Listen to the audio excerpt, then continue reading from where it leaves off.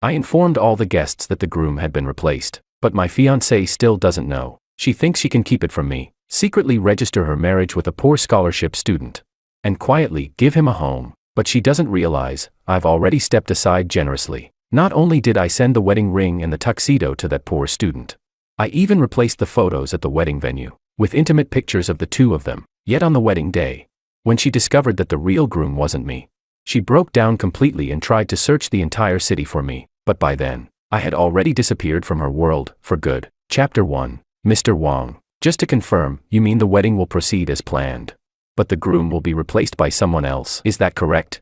Facing the confused look of the planner, I nodded without the slightest hesitation. Yes, the wedding will take place as scheduled. 2 weeks from now. Any materials that need to be changed, I'll provide within the next few days. All right. Then, should I inform Miss Liu? No need.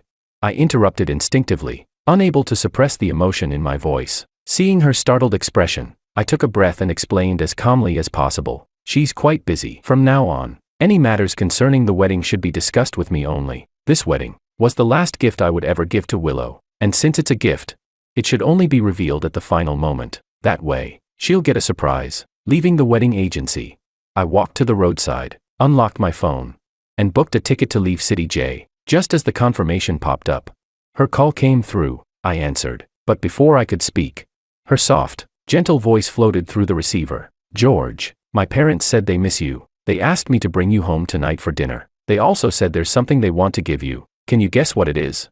I didn't respond. The Lius have only one daughter, Willow Liu, the heiress groomed since childhood to inherit the family business. Her cold, proud temperament has never changed, but ironically, it was that same Willow who once gave all her gentleness to me. At least, that's what I always believed. Our mothers were best friends, and Willow and I grew up together. But happiness has never been something easily grasped. Barely a month after my mother passed away, my father rushed to marry that woman, and soon after, my new stepmother arranged for me to be kidnapped. I still remember that when I woke up from my coma, a man reeking of alcohol was taking the valuables from my body. Instinctively, I grabbed a bottle from the ground and smashed it against his head. He twitched a few times, then went completely still. The others turned on me, kicking and punching until I thought I'd die there. And then, it was her, Willow, who burst through the door with the police. At that moment, I remember her standing against the light, like a savior. From that day on, she became the only light in my life. I was left with deep psychological scars, terrified of touch, terrified of darkness, terrified of people getting close. She stayed by me every day, taking me to therapy, trying everything to make me smile again. It was she who pulled me, little by little, out of the abyss. Back then, I thought I'd already been careful enough, but before fully committing to her, I still wanted to confirm one last thing. I asked her, Willow, I can only accept love without any reservation. If you ever stop loving me, we can part peacefully, but if you betray me, I'll make sure you never find me again. She smiled, lifted her hand, and swore. George, I, Willow Liu, will only ever love you in this lifetime. I promise to always love you and treat you well. Time will prove every word I say, but now, time has proven everything. She couldn't give me that kind of love. She wanted to keep me, and yet she couldn't let go of another man. Just last night, in the pocket of the coat she took off, I found her marriage certificate, with Makoto. In that instant, I couldn't even breathe. Makoto. Of course I remembered him. The Liu family had sponsored quite a few poor scholarship students over the years. He was one of them. I remembered him not because he was outstanding, but because he was so good at pretending. I had seen it with my own eyes. How he once tried to pursue Willow, only to be rejected. Her voice back then was cold as ice. Sorry, I already have a boyfriend. I had always disdained Makoto's clingy little games. I knew exactly what kind of attitude Willow had toward him. She had always been straightforward, never one to beat around the bush. I'd even seen her reject him once, right in front of me. Sorry, I already have a boyfriend. At that time, I was thrilled for days. After all, the fact that she would publicly acknowledge me as her boyfriend felt like the highest form of validation. I always believed there was no possibility between her and Makoto, until about a month ago, when she suddenly brought him up. She said Makoto's mother was dying, and her last wish was to see her son in a suit, holding someone's hand and walking into marriage. Willow said she wanted to help fulfill that wish. She even asked for my opinion. The moment she did, I knew she had already wavered. I refused. Without hesitation, I reminded her, word by word, I can only accept love that is undivided. If you choose to share it with someone else, then this is where we end. Her face went pale. She gripped my hand nervously and said she would never betray me, never. And I believed her. Now that I think about it, how ridiculous. Not only did she secretly register her marriage with Makoto, she also gifted him a villa worth tens of millions. Even more absurd, they had already been living together, tangled up in each other. While I was still busy preparing our wedding, we were just 2 weeks away from the ceremony. I stared at the photo on their marriage certificate. Her calm, gentle smile made me sick to my stomach. Still, I was glad. At least I found out before the wedding. At least I could keep a shred of dignity. My phone suddenly rang. It was her. "George," she said, voice soft and sweet, as if nothing had happened. "My parents said they miss you. They want me to bring you home for dinner tonight. They said they have something for you. Can you guess what it is?" I didn't answer right away. Through the line, I could hear faint noises, the rustle of clothing, her uneven breathing, and another man's low voice. I didn't need to guess. I already knew what she was doing, but I didn't expose her. I forced my tone to stay calm. "I'm not home right now. Just go to the old house later. You don't need to pick me up." She still tried to keep up that gentle act. "When did you leave? Why didn't you tell me? I could have come with you." Ha! I go out the door. And you fall into another man's arms. Such a perfect division of labor. I stayed silent for a few seconds, then managed a weak smile. "I've prepared a surprise for you," I said. "I'm planning to give it to you on the wedding day. I just came from talking to the planner about some details." Her voice immediately turned excited, as if she genuinely expected a surprise. "What kind of surprise?"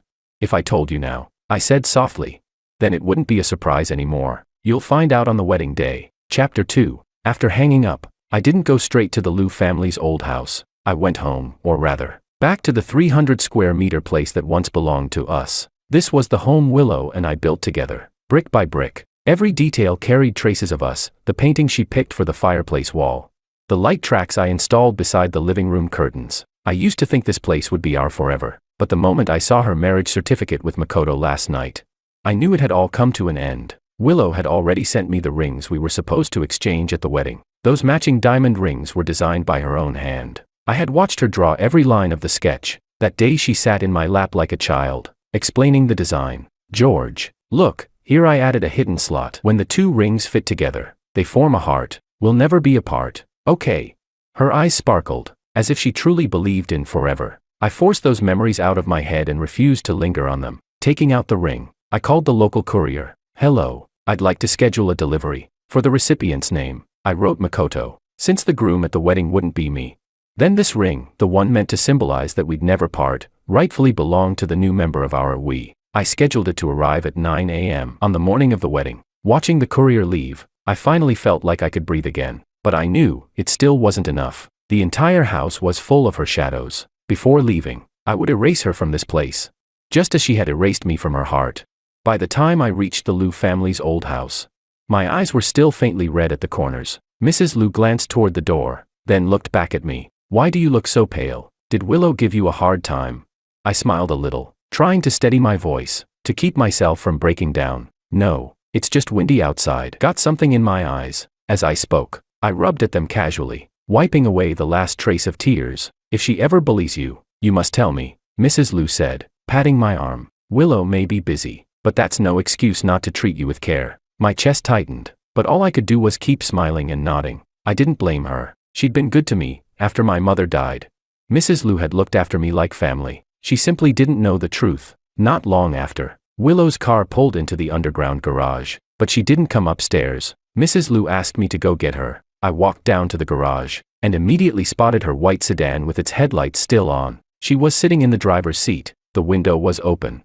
A slim cigarette between her fingers, unlit. Her gaze rested on her phone screen. I stopped a few steps away, and before I could say anything, I heard her sweet, teasing voice. My back still sore. "It's all your fault." I froze, rooted to the spot. Makoto's low, gentle laugh came through the phone. "All right, it's my fault. Come over tonight. I'll give you a massage." Willow let out a soft, playful hum, her tone syrupy with affection. "Humph, you'd better. Not just my back, you'd better take good care of me." She hung up, a faint smile still lingering on her face. Then she finally lit the cigarette, took a slow drag, and leaned back in the seat, exhaling a long, lazy plume of smoke. That expression, I had never seen it before. So practiced, so free, so real. So this was who she really was. Willow, the woman I thought I knew, had long ceased to exist. In front of me, she never smoked or drank. She used to say she hated the smell of both. In front of me, she was always gentle, pure, untouched by the dust of the world. But now, the way she looked, she wasn't hiding, wasn't pretending, the woman I loved. Once she stopped loving me. She couldn't even be bothered to keep up the act. I stood there, my throat heavy as if filled with lead. The tenderness I thought belonged only to me, she could give it to someone else. Down to every tone and every gesture, without missing a beat, her coquettish voice still echoed in my ears. But that softness was no longer mine. A bitter smile tugged at my lips. But my stomach twisted violently, as though it were being wrung from the inside. The car engine shut off. Willow crushed out her cigarette, just before she opened the door. I turned and walked away from the garage. We went upstairs almost at the same time, her right after me. The servants were busy setting dishes on the table, one after another. Mrs. Lu saw us enter, and her tone turned sharp as she glared at Willow. What took you so long? George had to go down and call you up. Willow froze for a moment, as if suddenly realizing something, then turned to me abruptly. You went to find me.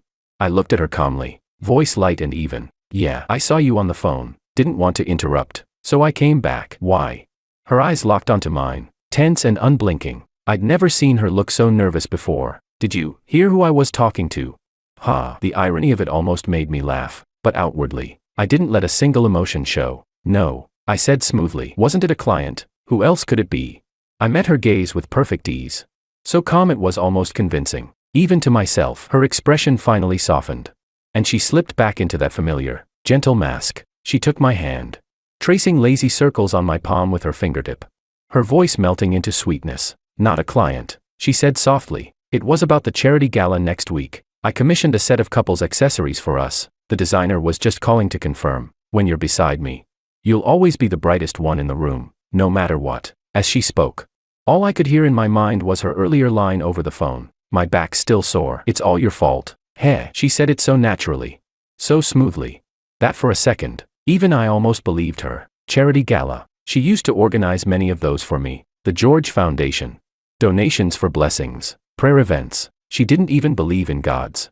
Yet she'd prayed over and over again for me. I remembered all of it. Back then, I'd been moved to the point of speechlessness. But now, hearing her continue that same tender act, I felt nothing. No anger, no sadness, just emptiness. I simply replied, do whatever you think is best. After dinner, Mrs. Lu brought out a carved box, red Nanmu wood, clearly something special. This was meant to be passed down to the Lu family's daughter-in-law, she said warmly. But since your uncle and I only have Willow, it's something for the two of you. I opened the box. Inside lay a pair of jade pendants, intricately carved, the texture smooth and luminous, priceless heirlooms. Mrs. Lu smiled kindly at me, but I couldn't bring myself to return it. That piece of jade symbolized inheritance, marriage, union, and I felt nothing but heaviness. I forced a polite smile, closed the box, and set it back down. This gift is too valuable. I appreciate your kindness, Auntie.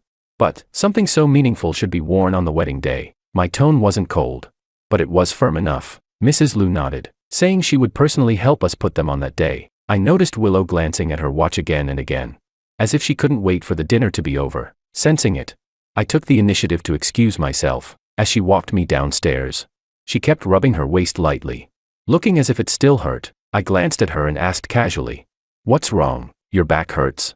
Her body froze for a second, and her hand slowly pulled away. "Occupational habit," she said with a faint smile, pretending it was nothing. "It's fine, don't worry." I didn't expose her lie, just nodded lightly, but inside, a bitter sort of irony rippled through me. When we got home, she acted perfectly natural, urging me to go to bed early. Her tone was gentle, soft, as if nothing had happened, as if we were still that couple, about to walk into the wedding hall together. But I knew, she wasn't worried about me resting. She just wanted me asleep, so I wouldn't interfere with her nightly appointment. I lay there with my eyes closed, but my mind had never been clearer. She lay down beside me, one arm wrapping lightly around my waist. At first, her movements were careful, tentative, as though she was afraid of waking me. But soon, her breathing grew heavier, and her grip on my waist tightened slightly. I knew what she was doing, testing me. I didn't move. I slowed my breathing, pretending to be fast asleep, just as she wanted. After a few minutes,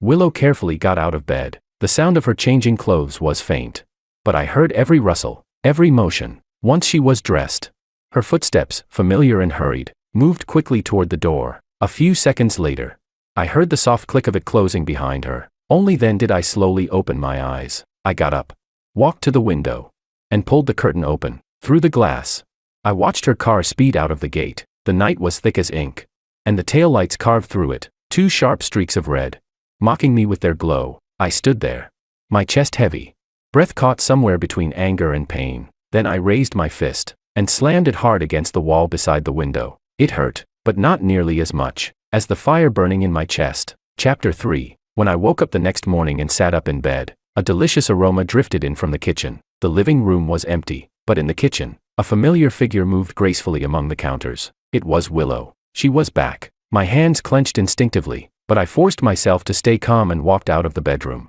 Hearing the sound, she turned around and smiled at me, that kind of smile that made time seem gentle, full of quiet affection. "I learned a new recipe," she said softly, her eyes curving like crescents as she ladled the soup into a bowl. "Come and try it. Your stomach hasn't been well, and I heard this is good for digestion." I didn't move. I just stood there, watching her. After a long while, I finally sat down slowly. My gaze lingered on her. Everything looked so familiar, yet, somehow, I felt like I was looking at a stranger. "Where were you last night?" She froze for a moment, her smile stiffening before she quickly looked away. I saw the flicker of panic in her eyes, but she recovered fast. She walked over and sat beside me. She took my hand, her expression full of concern, as if I were the one who had done something wrong. "There was an urgent matter at the office last night," she said softly. "You were already asleep, so I didn't wake you." "What's wrong? Did you have a nightmare?"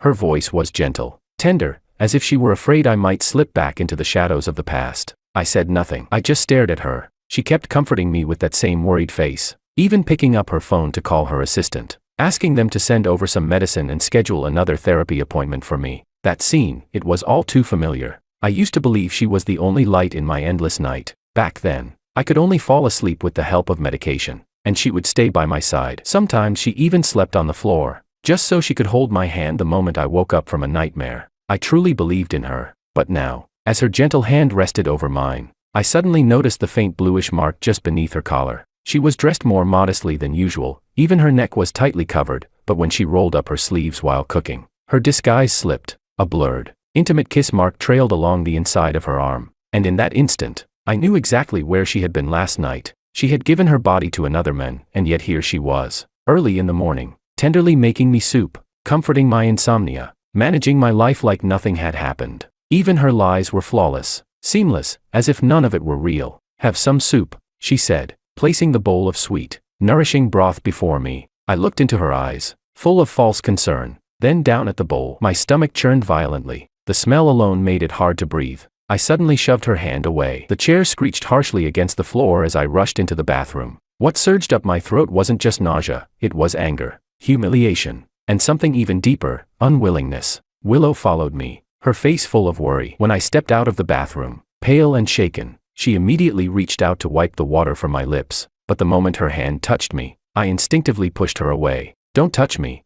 Her hand froze midair, her eyes wide with disbelief and confusion. "George," her voice trembled, soft and uncertain. "Did I do something wrong?" I closed my eyes for a moment, forcing myself to swallow down the storm inside and speak calmly. "It's nothing," I said quietly. "I was just reading a novel. Maybe I unconsciously projected you into one of the characters." She finally let out a breath of relief, stepping closer to me with a gentle laugh as she wiped the moisture from my face. "Since when did you start reading novels? What's it about?" I looked straight into her eyes, my tone steady. "It's about a couple that everyone envied, but the woman couldn't stand the test of time. She changed, betrayed the men. She didn't want to give up the love she already had, but she also couldn't resist the thrill of something new. In the end, she lost both." "Willow, do you think you might ever become like her?" She froze. Her fingers trembled slightly before she suddenly wrapped her arms around me, pressing her head against my chest. "Novels aren't real," she murmured, her voice muffled. "No one can break us apart, and I'll never fall in love with anyone else. George, you have to believe in my love for you." I stayed silent. Her tone was firm, unwavering, but I couldn't tell if she was trying to reassure me or convince herself. In the days that followed, she hardly left my side. Even for hospital checkups, she insisted on taking me there personally. She became gentle, cautious, just like when we first got together. Every emotion was neatly tucked away, perfectly controlled. Time slipped by, and soon it was the day of the charity gala. Willow pulled me along to get a custom suit. I wasn't particularly interested. While she discussed fabrics, I sat to the side, flipping through a lookbook, until my eyes stopped on a dark ink-colored suit. Simple, clean cut, there was a quiet sharpness to it. It looked exactly like the person I wanted to become. She noticed my pause and asked softly, "You like this one? Try it on. If it fits, I'll have them send it home directly." I was about to agree when the clerk stepped forward, looking apologetic. "I'm sorry, Mr. Wong. This suit has already been reserved, but if you don't mind, I can recommend another style." Willow frowned, her expression cooling, her tone subtly changing. "Go ask the other customer if he'd be willing to give it up. I can offer him a new model for free." The clerk glanced at me, then leaned in to whisper something into her ear. He spoke quietly, but I still heard it. It was reserved by Mr. Ito. I looked at Willow, and the fleeting, complicated expression on her face almost made me laugh. She opened her mouth, but I spoke first. "It's just a suit. Do you really expect me to fight him for it?"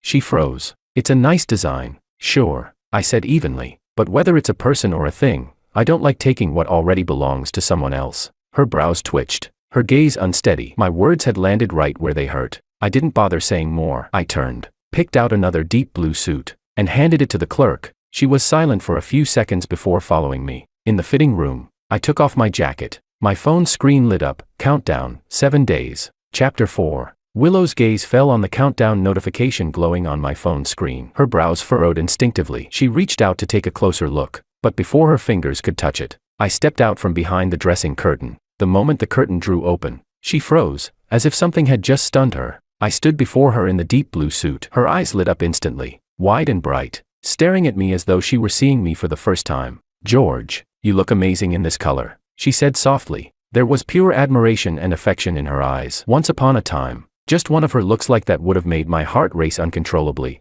I'd spend the rest of the day floating on that feeling. But now, I felt nothing but calm stillness, like a lake with no ripples. I averted my gaze, ignored her compliment, and reached for my phone, ready to leave. She stood on tiptoe, trying to kiss me. I turned my head slightly, dodging her touch with a casual motion. "Let's go," I said evenly. "We're running out of time." She froze, her hand still half raised, and only then seemed to remember the message she'd glimpsed earlier. Her voice lowered a little. "I saw the countdown on your phone. 7 days left. What's that for?" I paused, a faint tremor rippling through my chest, but my face remained composed. 7 days later would be our wedding day, and also the day I planned to leave for good. I didn't want her to know yet that the surprise she'd see at the ceremony wasn't a gift, but the truth. Looking straight at her, I answered calmly, without a trace of hesitation. 7 days until the wedding. Did you forget?" Her eyes flickered, maybe guilt, maybe just an attempt to mask it, but she didn't press further. We arrived at the charity gala together. It hadn't officially begun, yet the venue was already bustling with noise and laughter. As soon as we stepped in, a crowd gathered around us. Willow turned to glance at me, lowering her voice. "George, if you don't like the noise, I can take you somewhere quieter." I said nothing, just followed her forward. One by one, people came over, raising glasses, exchanging greetings, offering smiles. Their words were all the same: how perfect we looked together, how devoted she was to me. "President Liu really dotes on Mr. Wong. You won't find another couple like you two in the whole city. Miss Liu's loyalty and love is admirable. Who wouldn't envy George Wong for marrying such a woman? When the wedding day comes, I'll bring a grand gift. May you two have 100 years of happiness." Standing there amid the sea of voices, I felt suffocated. Willow, though, was radiant. Her smile was soft, effortless, the kind that seemed to bloom straight from the heart. I knew she relished this kind of attention, this illusion of control that made her feel untouchable. Her smile was beautiful. I used to be mesmerized by it, but now, all I could see was irony. These people had finally found a way to get closer to her. Their flattery rolled off their tongues smoother each time, each compliment louder and more shameless than the last, as if a few sweet words in her presence could earn them a share of her favor. To me, though, their voices were nothing but a dull, relentless buzz. Every blessing, every compliment, they all sounded sharper than mockery. A restless irritation crept up inside me, and I wasn't sure how much longer I could keep it from spilling over. Willow noticed my mood shift. She quickly waved off the people crowding around us and led me to a quieter corner. But that moment of calm didn't last long. A familiar, and deeply unwelcome, figure appeared in front of me. Makoto. He wore a dark ink-colored suit, moving with that same self-satisfied composure, every step unhurried, as though he were the star of tonight's gala. "Miss Liu, Mr. Wong," he greeted smoothly, his lips curved in that polite, practiced smile. "Long time no see." Even through the veneer of courtesy, I could see what hid beneath it: smugness, provocation, and the faintest hint of mockery. The charity gala was hosted by the Liu family. As someone who'd once been sponsored by them, Makoto naturally had every right to be here, and with an upcoming speech scheduled, he was basking in his own spotlight. I didn't bother looking at him. I lowered my head and scrolled through my phone, treating him as though he didn't exist. But he took a step closer, his tone light, fake, laced with that annoying casualness. Mr. Wong, are you still mad at me? I admit. What I did before was wrong. I owe you an apology. I was desperate back then. So I asked Miss Liu to pretend to marry me. He gave a theatrical sigh, then added, but Miss Liu already turned me down, and now, I've got a girlfriend. So why don't we just let bygones be bygones? Huh? His words sounded mild, almost friendly, but every sentence was a blade wrapped in velvet, slicing at me while he smiled. That wasn't an apology, it was a performance. Willow seemed to sense it too, the deliberate arrogance in his tone. Her brows knitted together, and her voice chilled. Watch your mouth, Ito. George doesn't like you. Be smart and keep your distance. Makoto gave a derisive little laugh, brushing off her warning like it was nothing. That's fine. He doesn't have to like me, as long as the person I like, likes me back. His gaze shifted, landing squarely on Willow, bold, suggestive. He even had the audacity to wink. I saw the flicker in Willow's eyes, the unease she couldn't quite hide. She quickly lifted a glass from the table and downed the wine in one gulp. I didn't want to watch any longer. The two of them, standing right there, exchanging looks, whispering in a silent language they thought I couldn't see, as if I were invisible. I stood up, face cold, and walked toward the restroom. Behind me, I heard Willow's chair scrape back. She must have tried to follow, but before she could take more than a few steps, someone intercepted her. A group of guests had surrounded Makoto, showering him with flattery as if they'd just discovered the next rising star. Mr. Ito, that suit looks incredible on you, and the earring, so elegant. Makoto tilted his chin proudly. Of course, my girlfriend gave it to me. Everything she picks is the best. Someone suddenly noticed, voice rising in mock surprise. Wait, that earring, it looks just like the jade from Mr. Wong's ring. Don't tell me your girlfriend and Miss Liu bought theirs from the same piece of jade. I froze mid-step. Slowly, I looked down at the ring on my finger, the smooth jade band shining faintly under the light. It was the one Willow had designed herself. She told me the two rings formed a heart when joined together, a hidden groove connecting them into one perfect shape. She'd said it meant we would never be apart, and I had believed her. I had treated that promise like a sacred vow. Now, the jade's cool surface pressed into my palm like a cruel reminder that the heart we shared had always been broken. I slid the ring off my finger, closing my fist tightly around it. The rounded edge of the stone bit into my skin, sharp, steady, until the pain spread through my hand, numbing everything else. Chapter 5. I had barely been in the restroom for 2 minutes when a familiar ringtone rang out from the hallway. Just one chime, then it was cut short, answered immediately. And then, clear as day, I heard Willow's voice, low and hurried. Meet me at the little garden. A moment later came the sharp rhythm of her heels striking the marble floor, quick, deliberate, fading gradually into the distance. I closed my eyes, and a cold, bitter smile tugged at my lips. She never changed. She always acted faster than she spoke. I knew this place better than anyone. The little garden, the hidden paths, the quiet corners, I could walk them blindfolded. Instead of taking the main corridor, I slipped into the storage room at the far end. There, behind a stack of boxes, was a tall glass window. The window itself couldn't be opened, but the narrow gap was enough to give me a clear view of the outside. Just as I expected, she appeared within minutes. Her steps were hurried, her face glowing with anticipation. Waiting for her there was Makoto, eager, restless, like a puppet barely holding himself back. The moment he saw her, he pulled her straight into his arms, and she didn't resist, not at all. She melted into him, arms wrapping around his waist, pressing herself so close it looked like she wanted to merge into his bones. My hand, hidden behind the window frame, trembled slightly. Then I heard her voice, that soft, teasing tone she used only when she felt safe, when she thought no one was watching. Stop teasing me. The doctor said I'm getting weak from exhaustion. I almost laughed. Exhaustion. Of course, that night when she never came home, I believed she was stuck at work, entertaining clients. But now I knew the truth. She wasn't working, she was being drained. I thought back to that night after she returned from the Liu family estate, her body marked with faint bruises, claiming she just had a sore back, wearing clothes buttoned all the way up to her neck. Now the truth had graciously revealed itself. No more pretending, no more guessing. Makoto tilted her chin up, forcing her to look at him. Without hesitation, she rose on tiptoe and kissed him, deep, hungry, like it was the most natural thing in the world. Their bodies pressed together, mouths locked. The wet sound of their kiss echoed in the quiet night, loud enough to make my skin crawl. I don't remember what my face looked like then. Maybe blank, maybe frozen, maybe so full of rage my blood had turned to ice. I watched as Makoto bit her lip. She frowned in pain but didn't pull away. Not until a trace of blood appeared did she finally shove him off and scold him under her breath. Are you crazy? I told you, don't leave marks where people can see. George would be upset. I almost laughed again. How considerate of her, still thinking about my feelings. Makoto only smirked, unfazed, sliding a hand up her back and squeezing playfully. Just make up some excuse. He won't suspect a thing. His voice dropped lower, rough with amusement. I like you like this. Come over tonight. I've got something new for you to try. He whispered something else into her ear, and whatever it was, her lips parted slightly. Her gaze darkened with heat. The next moment, she grabbed his collar and kissed him again, and I just stood there, watching, through that narrow slit in the glass, as my future bride tangled herself around another man. She had told me she loved only me. She had sworn that in this lifetime, she'd marry no one else. She had once knelt before me, sketching the design of our rings by hand, saying she wanted them to symbolize a promise that we would never part. Not in this lifetime, but she had given the other half of that heart to someone else. Leaning against the window frame, I clenched my hand so tightly that my knuckles turned pale, trembling from the tension. Something inside my stomach twisted violently. I nearly lost my balance. By the time I stepped out of the storage room, Willow had already separated from Makoto. She looked perfectly composed, as though nothing had happened, scanning the crowd in search of me. When she spotted me, she hurried over, a faint sheen of sweat glistening on her forehead. Where did you go? I turned around and you were gone. I was so worried.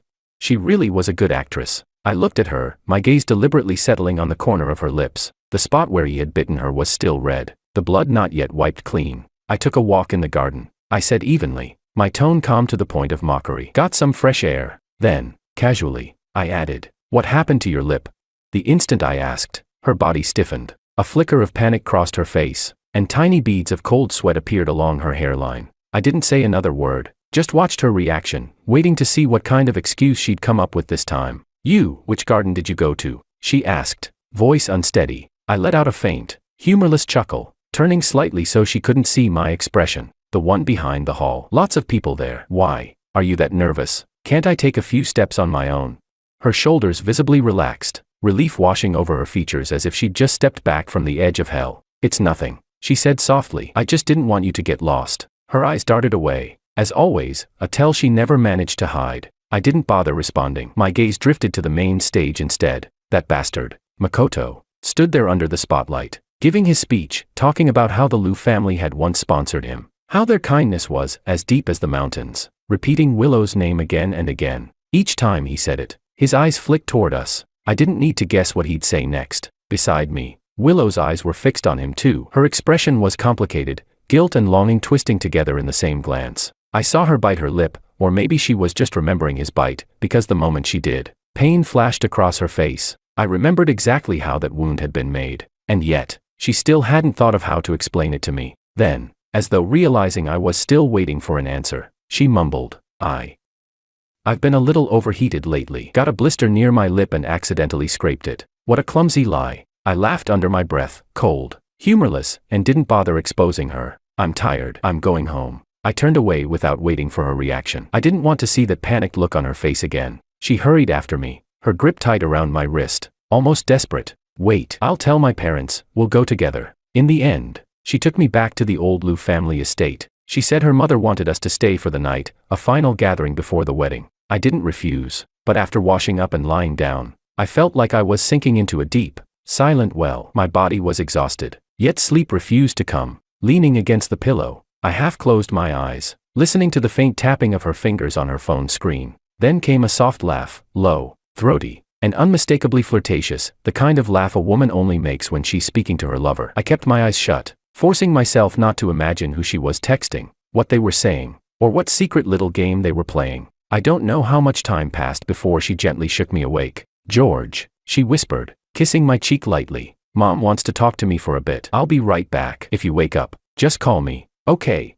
I murmured an turning over as if half asleep. The door closed softly behind her. Her footsteps faded down the hallway, toward the study. I waited until silence returned, then sat up. From down the hall, faintly, I could hear the soft rhythm of two pairs of footsteps, hers and her mother's, heading toward the study. I got up, barefoot, and quietly walked to the door. The floor was cold beneath my feet, each step light and soundless as I made my way down the hallway toward the study. The door wasn't fully closed, a thin strip of light slipped through the crack. Then I heard it, Liu mother's voice, low, controlled, trembling with anger. I've told you so many times, Willow, George is a good man. Since you've already chosen to be with him, then keep those filthy men away from you. Her tone sharpened. Makoto, of all people, how can you still be entangled with him? Do you even realize the whole social circle is laughing at you? I froze. Even my breath stopped midway. So that was it. They knew. They'd all known. Willow and Makoto, their affair wasn't a secret. Lou mother knew. And not just her, the people in their glittering, well-bred circle knew too. All this time, it was only me, the fool, faithfully clutching the illusion of love and loyalty, guarding a lie as if it were something sacred. When those people smiled at us, saying, "You two are perfect together, and may you be happy forever," were their lips trembling with suppressed laughter? My hand groped for the wall to steady myself. My fingertips were ice cold. Lou mother's scolding went on. Words sharp and endless, but I couldn't make them out anymore. A low, constant ringing filled my ears, drowning everything else. It was like being pushed underwater, lungs burning, air thinning, unable to breathe. I turned away, moving mechanically, stumbling my way back down the corridor until I reached the bedroom. Falling onto the bed, I curled up beneath the blanket, shaking. Only one thought kept echoing in my mind, over and over. So even sincerity can be faked, and love can be, too. Chapter 6. When I returned to the bedroom, I felt hollow, like my soul had slipped out of my body, leaving behind only a shell. My mind drifted in and out, and before long, I sank into a heavy, dreamless sleep. Somewhere in that half-conscious haze, I sensed Willow come back. She sat by the bed for a long time, watching me. Her gaze was hot, the same kind of gaze I used to give her when she was asleep, when I still believed I was the luckiest man in the world. Only now, I knew that beneath that warmth, there was no longer love, only guilt, fear, and calculation. Her phone rang a few times. At first, she ignored it, but the ringing grew sharper, more urgent, stabbing through the quiet room like needles. After a few seconds of hesitation, she finally stood up. I could hear her breathing, shallow, conflicted, then the soft rustle of her clothes as she turned and walked out. I didn't open my eyes. I didn't ask where she was going. I already knew. Chapter 7. When I woke the next morning, the other side of the bed was empty. At breakfast, Lou mother personally brought a tray over to me, her smile gentle, her tone maternal, the perfect picture of care. "Willow said there's an urgent matter at work," she said kindly. "She had to leave early. You should stay and keep your uncle company, play a few rounds of chess. It's not good for you to stay alone all the time." Her voice was calm, natural, her expression flawless. If I hadn't overheard their conversation last night, I might have believed her again, might have mistaken that polished performance for genuine concern. But now, I could only see her the way I saw Willow, a woman who could lie with a smile and make it sound like love. I smiled faintly, my tone polite, steady. "There are still some wedding details I need to confirm with the planner. We've been preparing for months. I don't want any mistakes. I'll visit Uncle another day." She nodded, not pressing further. I knew what she was thinking, perhaps relief, perhaps expectation, but I didn't care to guess anymore. After breakfast, I left without delay and went straight to the wedding planning company. I hadn't lied, there was something to handle. Last week, I had already instructed them to replace the groom's name, from mine to Makoto's. I'd told them I would deliver the rest of the required materials myself. In the past few days, Willow had been glued to my side, almost never giving me a moment alone. But she had forgotten. She'd built her life around me. Her passwords, her phone, her computer, they were all my birthday. She thought I trusted her too much to look. She thought I was too naive to doubt. But during one of her showers, barely 10 minutes, I had opened every secret she ever kept from me. Their marriage certificate, their honeymoon photos, their intimate pictures, in matching wedding attire, arms wrapped around each other. Every single one. Her business trip had been a lie. She'd spent half a month abroad with him. Now, all of those photos were sitting safely in my phone, and one by one, I was sending them to the wedding planner, replacing my role with his. When it was done, I didn't feel the devastation I expected, just a hollow calm, the kind that comes after the storm, when there's nothing left to break. As I stepped out of the company, I remembered a medical exam I'd taken a while ago. The results should have been ready by now. I decided to stop by the hospital to pick them up, but as soon as I parked, I saw her car, Willow's. A dull thud echoed in my chest. I started walking toward the building, my pace quickening, and then, before I even reached the reception desk, I saw them, at the end of the corridor, standing outside the obstetrics and gynecology department. Willow and Makoto, they were laughing softly, standing so close their bodies nearly touched. His hand rested protectively on her lower back, gentle, careful, as though she were something precious, fragile, and his alone. I stood frozen where I was. My throat felt parched, as if all the air in the corridor had been sucked away. Willow was smiling, that familiar, soft, practiced smile, the corners of her eyes curved with warmth, her every gesture dripping with affection. Makoto leaned down to whisper something in her ear, and her smile deepened, sweeter, brighter. So this was her real face. When she finally noticed me, her whole body stiffened. She jerked her hand away from Makoto's, panic flashing across her face. A sheen of sweat broke across her forehead. "George, what are you doing here?"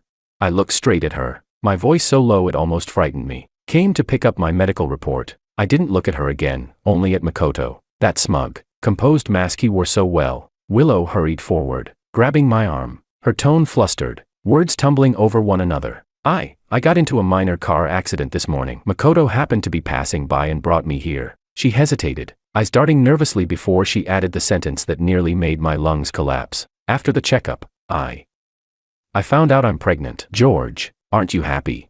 I almost laughed. A car accident, and somehow, it produced a child. "How could I not be?" I said softly, my tone so gentle it didn't even sound like me. Makoto met my eyes with that infuriating calmness, his voice light, his expression tender, though I knew exactly who that tenderness was meant for. "Mr. Wong probably doesn't know yet," he said slowly, almost kindly. "Miss Liu is carrying twins, over 2 months along now." He spoke each word like he was reading a sentence, a verdict. My chest felt hollow. Empty laughter bubbled up inside me, silent but merciless. Then the doctor came hurrying out behind them, oblivious to the tension that thickened the air like fog. He glanced between us, clearly unsure who was who, and began speaking matter-of-factly. "She's still in the early stages, no intercourse for now. After 3 months, you can consider it again. Whoever's her husband, make sure she rests. There's been some light bleeding, so please be careful." That one word, husband, sliced through the air like glass. Willow went pale, beads of sweat rolling down her temple. Her hand shook as she grabbed mine,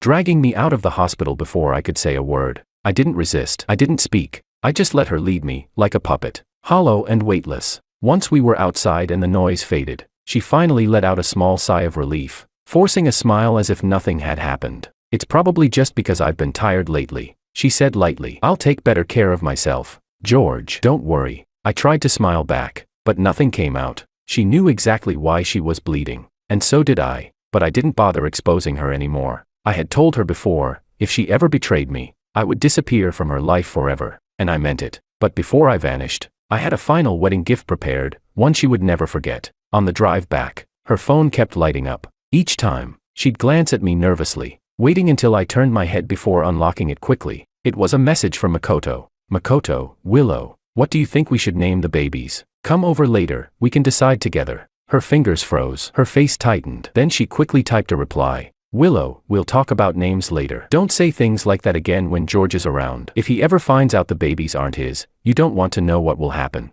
I saw the message reflected faintly on the window, caught by the corner of my eye, and all I felt was amusement. No anger, no heartbreak, just a quiet, cutting irony. She loved the children, that much I knew. I just hadn't expected them to be his. Then, my phone buzzed. A new notification. "Makoto Ito has sent you a friend request." For a moment, I stared at it, my thumb hovering above the screen. I shouldn't have accepted, but after a brief pause, I did. Not even 2 seconds after I accepted, his message appeared. "Makoto, George, I don't believe you're really that oblivious. The children Willow's carrying, they're not yours." Straightforward, cruel, but nothing I didn't already know. I didn't reply. He must have been impatient, because more messages followed in quick succession. "Makoto, she and I are married, here's the certificate." It was the same photo I'd already seen on Willow's phone. Now, seeing it again, I felt nothing, just a dull emptiness. "Makoto, so what if you two have a wedding? I'm her husband. As long as I don't agree to a divorce, you'll always be beneath me."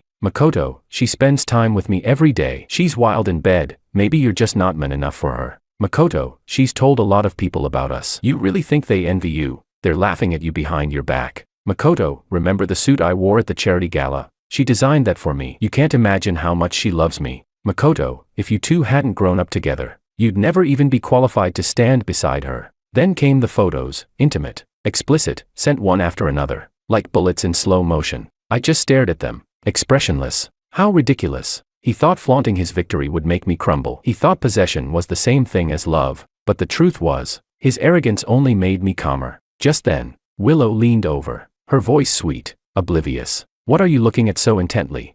I pressed the screen off, slipped the phone into my pocket, and shook my head lightly. Nothing. She didn't sense the cold detachment beneath my calm. She just smiled and linked her arm through mine, holding on tighter, as if closeness could erase what she'd done. The tighter she held, the stronger my urge to escape became, but I didn't pull away. I simply closed my eyes and pretended to nap. As long as she believed I was still blind to the truth, perfect. The wedding day would be that much more spectacular. In the days that followed, She was rarely home, gone from morning till night, always with the same excuse, urgent work meetings. I didn't ask questions. Makoto, on the other hand, was relentless, a desperate clown trying to provoke a reaction, flooding my inbox with updates, photos, messages, taunts. Makoto, she's been with me these past few days. Still think she's working overtime.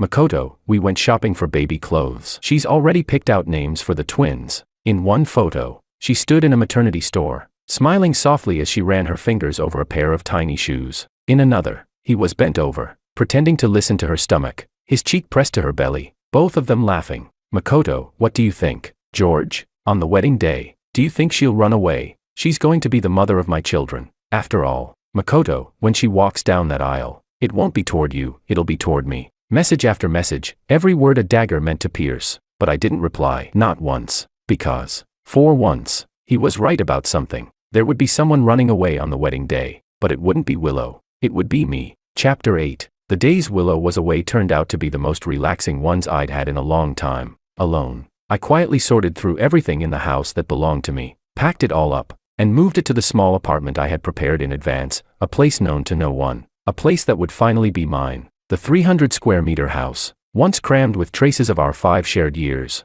was now half empty. Even the echoes had become sharper. On the night before our wedding, I was packing the last box. I didn't expect her to come back. She stood at the doorway, holding a photo in her hand, her face wearing that habitual smile. Her eyes swept across the empty living room, and she froze for a moment. You've made the house look like you're moving out, she said. Why do you look so messy?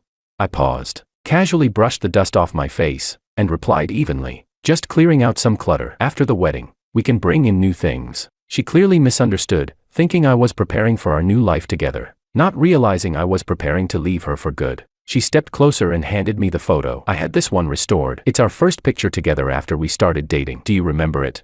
Of course I remembered. It was spring, when the pear blossoms had just bloomed. I had just agreed to be with her, and Willow dragged me to a photo studio to take that picture. In the photo, I was smiling like a boy touched by spring itself, and she was looking up at me, eyes filled with light, but the original had long been destroyed, ripped to pieces by Makoto's dog. He had laughed when he mentioned it to me, saying Willow didn't even get mad. She just patted the dog's head and said, "It's okay." That photo needed to be replaced anyway. I pretended not to hear it, but every word had carved itself into my memory. Now she was back with this restored version, as if offering it to me as a gift of reconciliation. Unfortunately, photos can be repaired, feelings cannot. I stared at the photo for a moment before saying softly, "I feel like eating your noodles again." She blinked, then her eyes lit up. "You mean my beef sauce hand-pulled noodles?"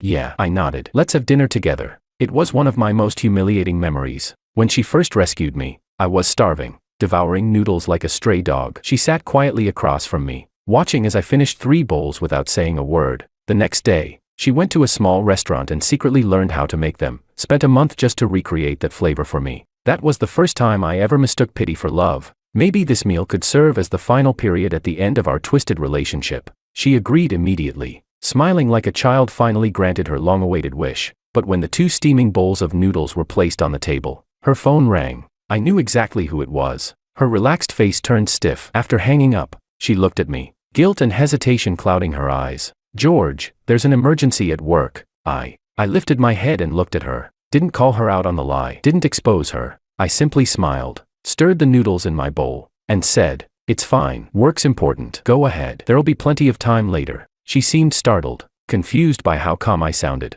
Then she stepped forward and hugged me lightly. "Thank you for understanding, George. George, I might be busy until late tonight. You don't have to wait for me. I'm really looking forward to the wedding tomorrow." She said it while holding me, her eyes brimming with happiness she couldn't hide, buried in her arms. I mumbled back, "I'm looking forward to it too." Looking forward to seeing her face when she realized the groom had changed. She would be so surprised. Not long after she left, my phone buzzed. It was Makoto. "George, she's spending the night before your wedding with me. What makes you think you can compete with me? Do you really believe you can win?" He sounded triumphant, flooding my screen with words sharp enough to sting. I didn't reply. I just turned off the screen. The bowl of noodles on the table looked perfect. Color, aroma, everything just right, yet I had no appetite at all. Turns out, not only feelings can change, even a person's habits and tastes can shift without effort. I picked up the photo she had brought back the night before and tore it in half with my fingers, right between the 2 of us. Only her smiling half remained. That was the truest ending. I went to the bathroom, took a long hot bath, and let the silence sink into me. Not long after, I fell into a deep sleep, the best I'd had in years. The next morning, before 7, I woke up on time. 2 notifications glowed on my phone screen, one reminding me of the train departure time, and another showing the delivery in transit. It was the diamond ring I had handed to the courier yesterday. The couple's ring set would soon arrive, right at the wedding venue. Into the hands of the groom, Makoto. My mood was unexpectedly calm. I packed the last bit of luggage, left that place behind, and didn't look back once. That spacious, 300 square meter house had once been what I called home. Now, it was nothing more than the shell of a lie. At the same time, Willow woke up in Makoto's bed. I didn't need to imagine it. She would hurry back, heart still fluttering with happiness, and send me a message. George, I can't wait to see you right now. And I would reply, me too. I hope you like the surprise I prepared for you when the wedding begins. The wedding hall was crowded with guests. Willow stood on stage, beaming with joy, recounting our story, how we grew up together, how we supported each other through the years. She smiled, eyes shining with affection. Soft, romantic music began to play. Balloons floated upward as the groom, under everyone's gaze, walked toward her. George, she said, her voice trembling with emotion. I'm willing to spend the rest of my life proving my love to you, cherishing you forever. Will you stay with me, from this day on, for a lifetime? The crowd held its breath. The groom nodded firmly. In the dim lighting, she finally saw clearly. The man walking toward her was not me. Her smile froze in place. Even across the crowd, I could almost see her body shudder. Fear rippling through her like a shadow. And I was already on a train to another city, watching it all unfold from a distance. Eyes cold, heart quiet. This wedding was my final gift to her. Willow, the surprise you've been waiting for has arrived. Chapter 9. Willow's shock twisted into fury. She grabbed Makoto's wrist, her voice shaking with disbelief and anger. How come you're here? Where's George? Makoto winced, trying to pull his hand free, feigning confusion. Willow, what are you talking about? We've already gotten our marriage certificate. Of course the groom should be me. Everyone's watching. You should stop making a scene. But Willow didn't seem to hear his deliberate reminder. Her gaze was fixed on the wedding ring on Makoto's left hand. The ring that once belonged to George was now sitting on Makoto's finger. Willow seized his hand and forcefully pulled the ring off. George's hands had been slimmer. Wearing his ring for even this short while had already left a deep red mark on Makoto's finger. The guests, business elites and political figures from all over J-City, whispered among themselves as they watched the scene unfold. Mrs. Liu received a subtle glance from Mr. Liu and hurried toward Willow. Willow, calm down first. Whatever's going on, let's talk about it after the ceremony. Everyone around tried to calm her down, but Willow felt like she was about to lose her mind. Her heart raced, her body trembling uncontrollably. Then, she noticed the huge LED screen behind her. The slideshow wasn't showing her wedding photos with George, but with Makoto. Those pictures, she remembered now. They were taken after she'd agreed to get the marriage certificate with Makoto, photos he had begged her to take. One photo after another flashed before her eyes. And suddenly, George's last message replayed in her mind. I hope you like the surprise I prepared for you when the wedding begins. Willow's heart lurched violently. The taut string inside her finally snapped. George's words and the scene before her merged into one horrifying realization. Now she understood what kind of surprise he meant. Makoto stepped closer, carefully taking her trembling hand. His tone syrupy and submissive. Willow, George ran away from the wedding. But you still have me, and our baby. Let's just finish the ceremony first. Get out. Willow's composure shattered. She screamed, cutting him off mid-sentence. The next second, her raised hand came crashing down on his face with a loud crack. Makoto's head spun from the force. A red, swollen handprint bloomed across his cheek almost instantly. What nonsense are you spouting? George and I love each other. He'd never run away without a reason. Did you say something to him? And who do you think you are? This is our wedding, mine and George's. Even if he didn't come, you have no right to stand here.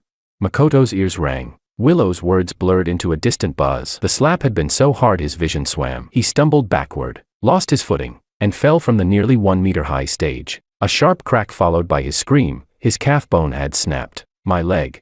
Chaos erupted across the venue. Guests panicked. Staff rushed in, but Willow couldn't focus on any of it. Her thoughts spun in agony. Makoto had said George ran away. She refused to believe it. Amid the confusion, she turned and ran, against the flow of people, bolting out of the wedding hall and into her car. George, you're just joking with me, right? You must be at home waiting for me. The groom can't be anyone else, it has to be you. A trip that should have taken an hour took her only 30 minutes. But when she flung open the door, all she found was an empty house. Nothing else. Just silence and absence. Chapter 10. Willow rushed through every room, searching desperately. She opened every door, tore through every corner, but George was nowhere to be found. George, George, please don't joke with me. Okay, we still have to hold our wedding. She called his name over and over, each unanswered echo chipping away at her hope until none remained. She had already noticed earlier, all of George's belongings were gone. The couple's matching items, the framed photos on the walls, the anniversary gifts they'd exchanged.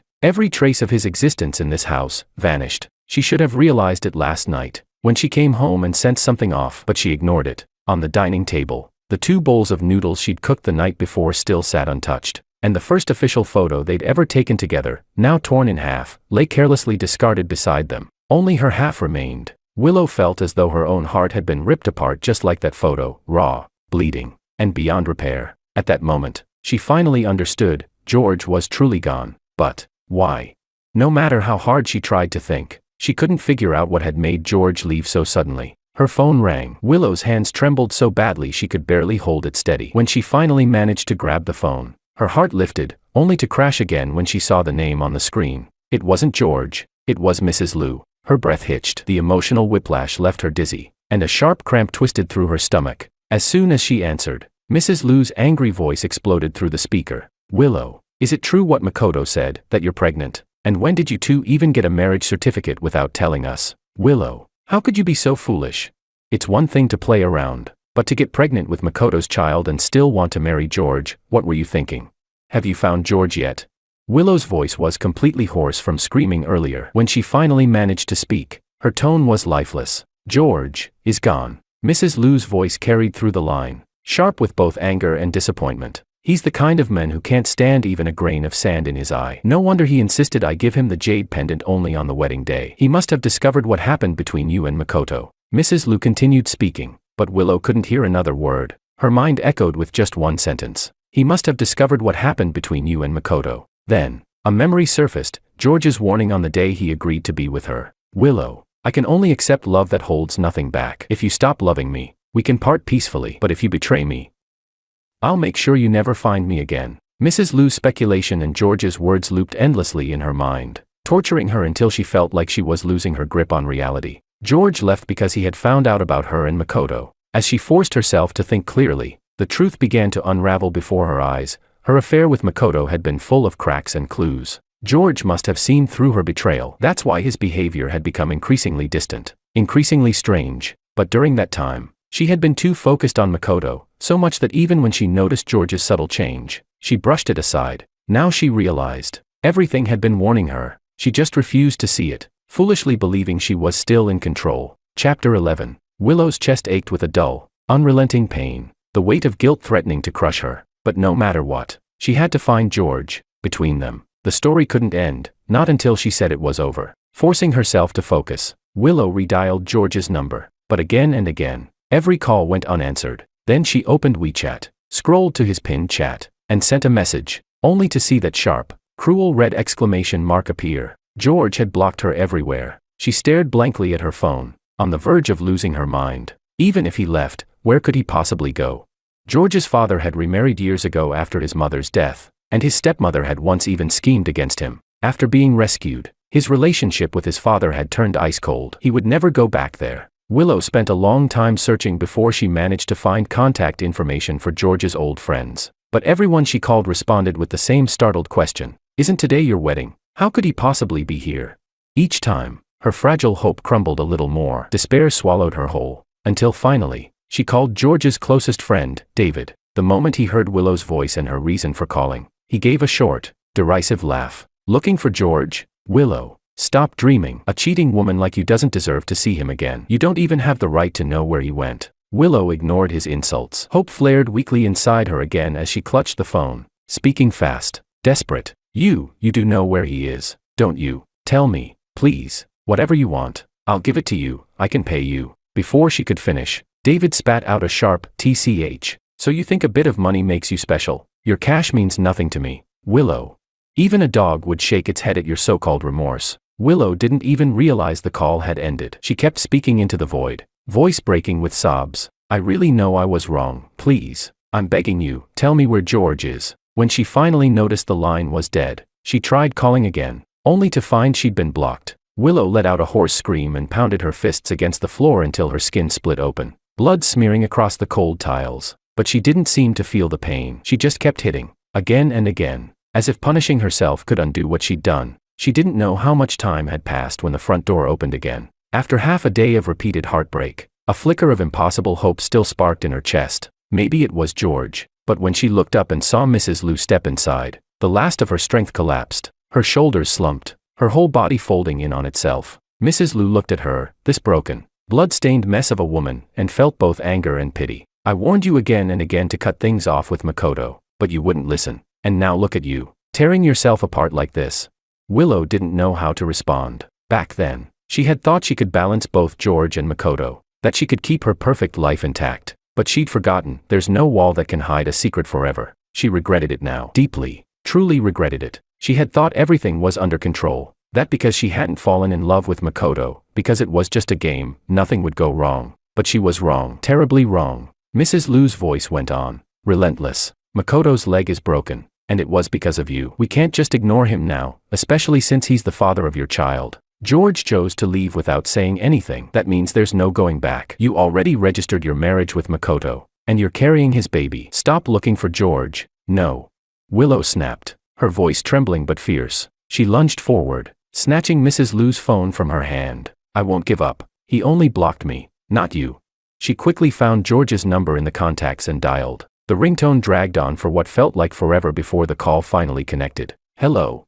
George's voice. Willow's whole body began to shake violently. Blood from her palms soaked into Mrs. Lu's phone. Her voice came out cracked, trembling, but full of desperate hope. George, it's me. But the moment her voice reached his ears, the line went dead. Chapter 12. Willow, breathing heavily, coughed twice in a dry, raspy way, and suddenly spat out a mouthful of blood, leaving Mrs. Lu, who was beside her, horrified. George, how cruel you are, Mrs. Lu said. Willow's shoulders trembled. Tears streamed uncontrollably down her face. After a long while, she managed to calm herself down with great effort. Sensing George's firm attitude, Willow realized that no matter how many times she called him again, he would most likely hang up or block her. There was no point in clinging to something like that. Willow thought of the call she had just made to David. David surely knew where George was. Ignoring Mrs. Lu's worried gaze, she called her assistant, Assistant Kim. Send someone to follow David. Any news related to George must be reported to me immediately. And also, check all flights and train departures from City J today. If you find any lead, let me know right away. Order after order. Willow didn't allow herself a single moment of rest.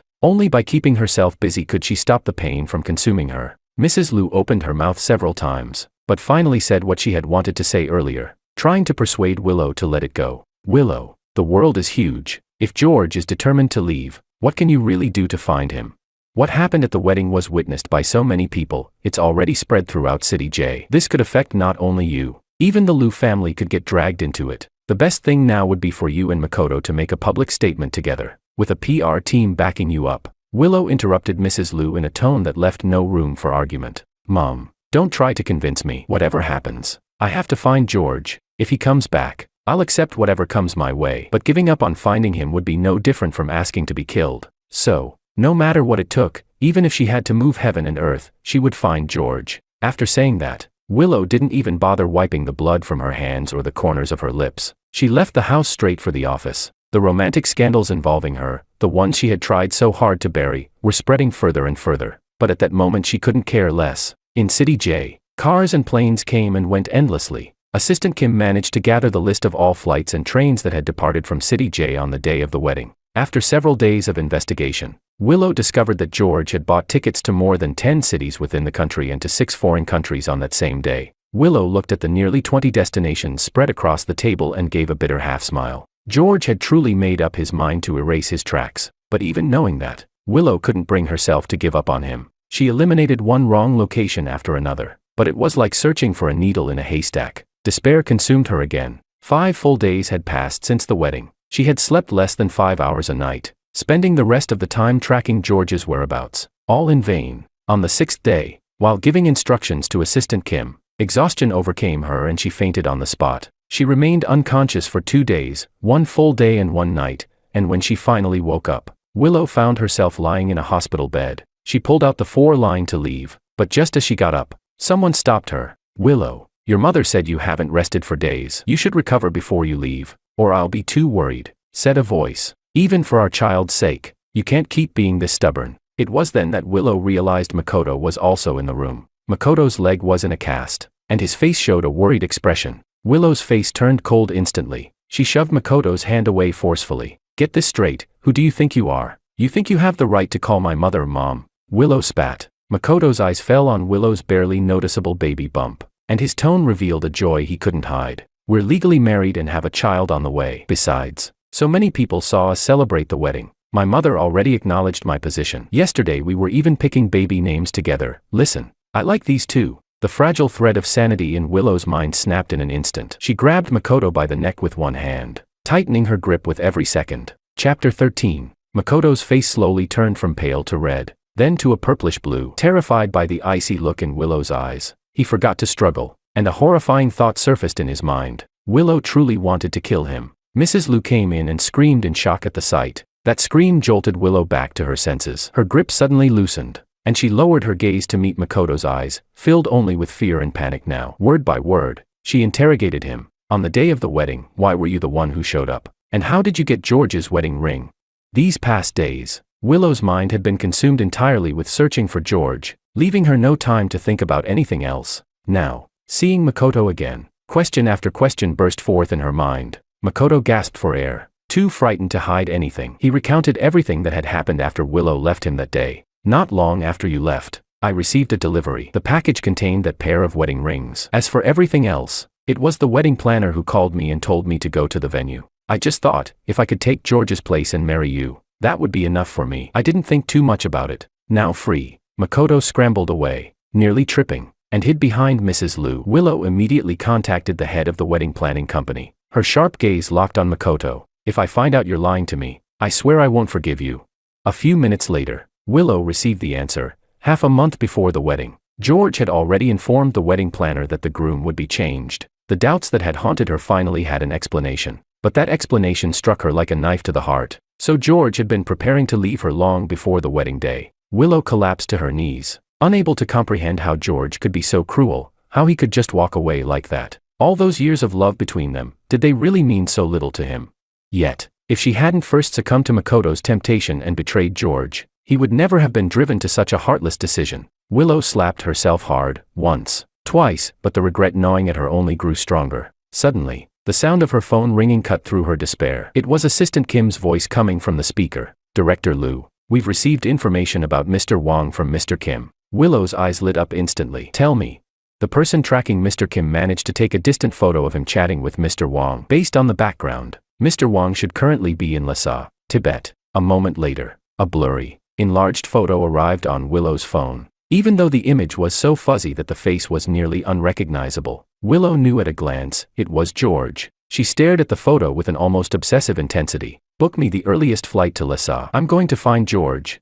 3 hours later, Willow boarded a plane bound for Lhasa. After a flight of over 5 hours, the plane landed, and Willow headed straight for the location shown in the photo's background. After asking around, she finally traced her way to the guest house where George had been staying recently. But when she showed the photo to the owner and asked about him, she was told that George had just left, not long ago. Willow froze on the spot, a faint ringing echoing in her ears. No one understood better than she why George had left in such a hurry. He must have found out that she had come looking for him, and that was why he had fled so suddenly. Willow stood inside the room George had stayed in before leaving. The faint trace of his scent still lingered in the air. In the bathroom, she found a brooch George had left behind. She placed it carefully into the pocket over her heart and pressed her hand against it tightly. Inside that same pocket was also a photo of George, one she carried everywhere with her. It was only when she looked at that picture that she could feel a moment of peace. During the time George had been gone, Willow had gone through her phone, found all the photos she had once saved of them together, printed them out,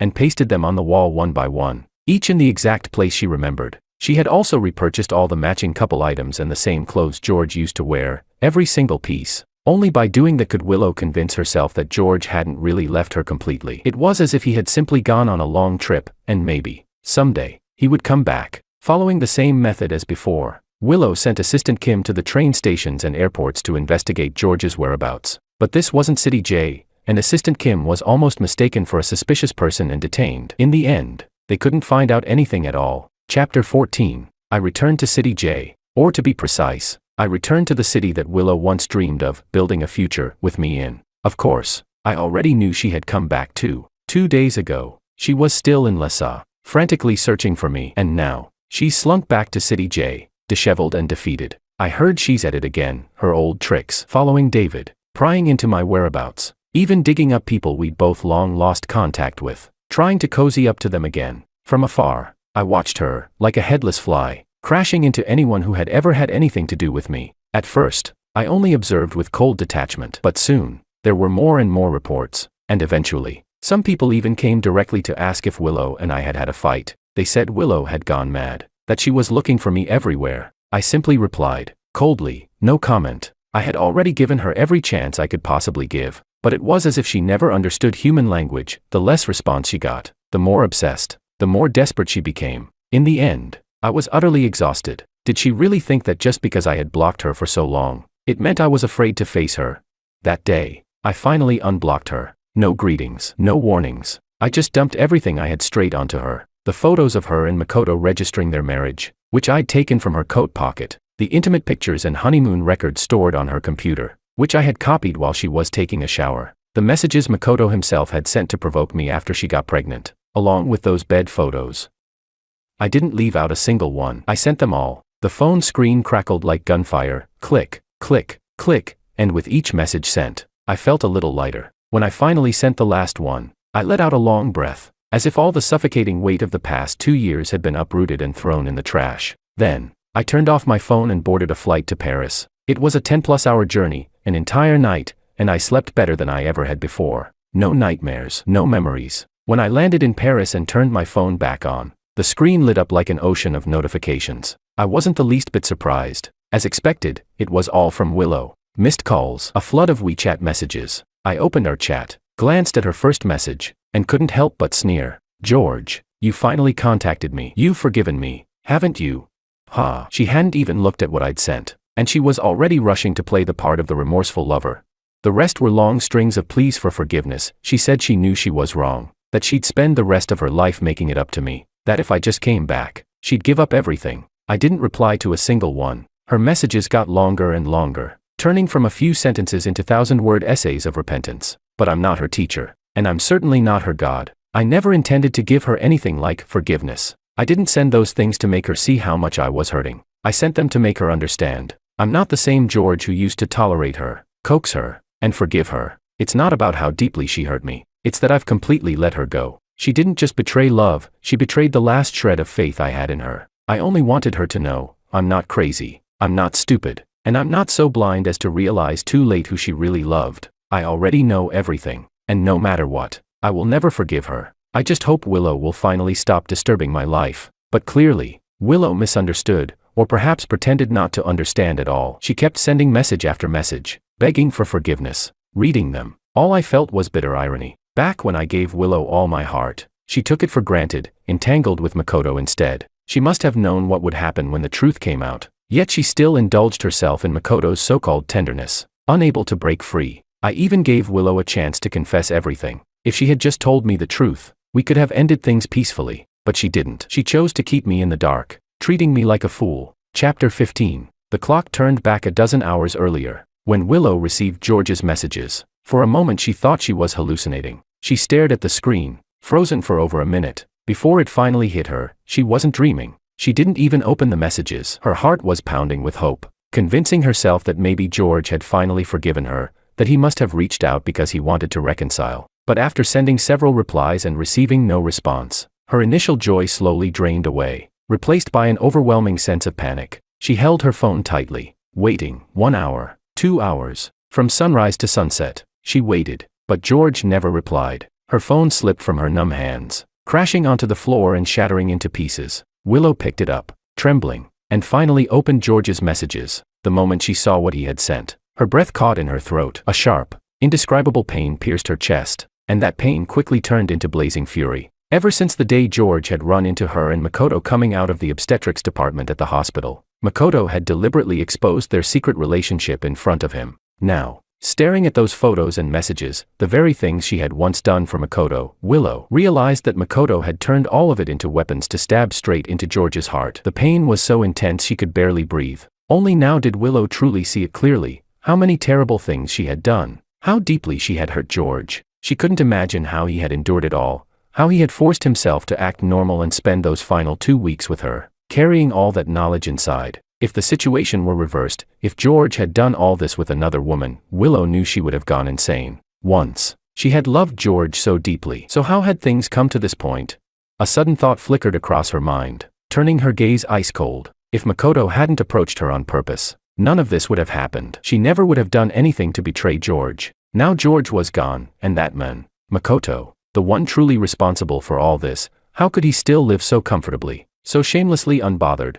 George, I'll make it up to you, no matter who made you suffer. I won't let them go unpunished. Willow whispered those words under her breath and quickly left her home, heading for Makoto's villa. During all this time she'd been frantically searching for George. Makoto had completely slipped from her mind. That road, she had walked it countless times before. On so many nights, when George had already fallen asleep, she would sneak out to see Makoto, but never, not once, had she felt a pain like this. If she had known this would be the outcome, she would never have done anything to betray George. But now it was too late. George was gone. Nothing could undo that. All she could do was take revenge for him. Half an hour later, Willow arrived outside the villa, with several bodyguards following close behind. The lights inside were still on. Willow rang the doorbell, and a housekeeper quickly came to open the door. Director Liu, Mr. Ito is in the shower right now. Before the housekeeper could even finish, Willow strode past her and entered the house. As she reached the turn of the staircase on the second floor,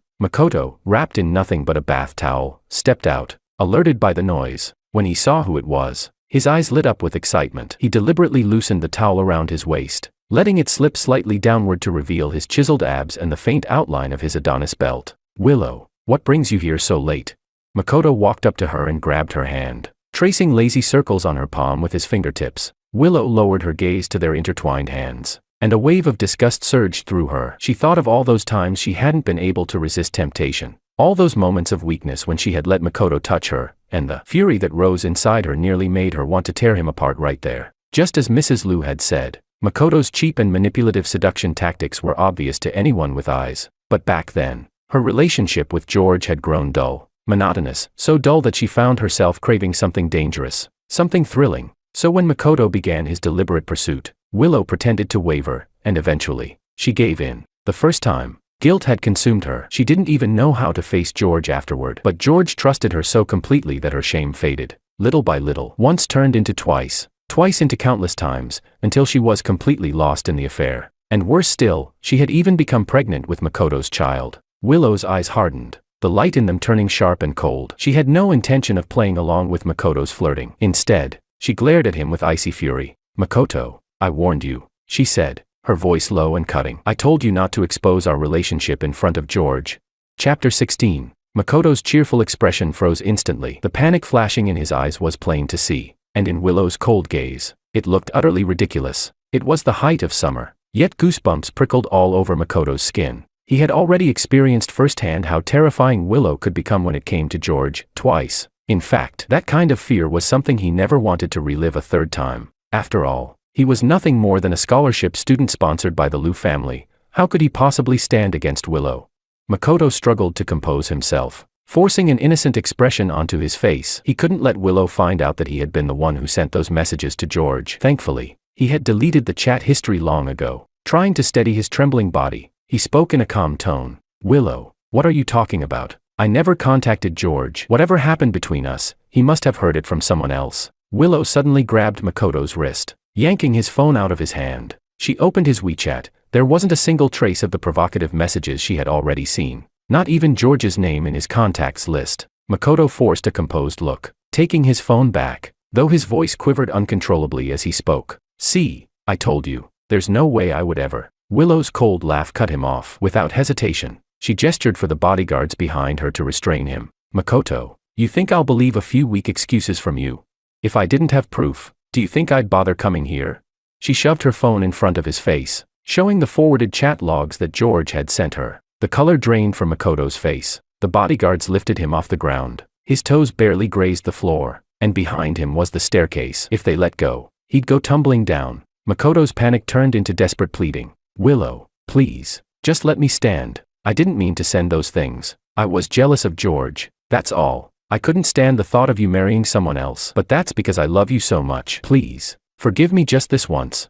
He clung to the guard's arm with his free hand, terrified that Willow would order them to drop him. Willow's eyes were devoid of emotion. She looked at him as if he were already dead. Couldn't you just enjoy everything you'd already gotten? She said icily. But no, you had to get greedy. You wanted to drive George away and take his place. And now you'll end up with nothing. In Makoto's shocked gaze, Willow lifted her hand and pressed it over his, prying his fingers off the guard's arm one by one. George is gone, she whispered coldly. So what right do you have to enjoy any of this? Makoto was trembling so hard his lips shook. The housekeeper, who had opened the door earlier, stood frozen in terror, not daring to move. Noticing her, Makoto shouted desperately, "Call Mrs. Liu, quick." Then he turned back to Willow, his voice breaking into a scream. "Willow, don't forget, you're carrying my child, and your parents already acknowledged me. You can't do this to me."